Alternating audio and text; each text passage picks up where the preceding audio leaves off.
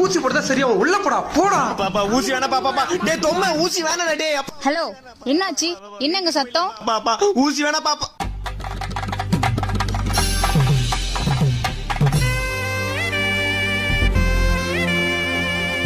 உங்களை தான் கேக்குறேன்ல. என் பையனுக்கு உடம்பு சரியில்லைன்னு சொல்லிட்டு ஹாஸ்பிட்டல் கூட்டு வந்தேன் மேடம்.